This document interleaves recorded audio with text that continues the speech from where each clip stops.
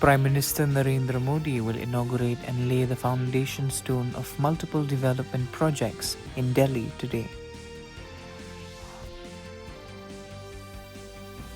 BJP has appointed election officers for the election of the state presidents and national council members of the party.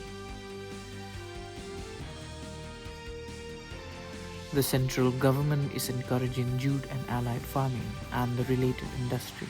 Government has also increased the price of jute. The reciprocal repatriation process of 95 Indian fishermen detained in Bangladesh and 90 Bangladeshi fishermen detained in India is expected to be completed. Employment generation in the country has witnessed a remarkable growth of 36% during the last 10 years.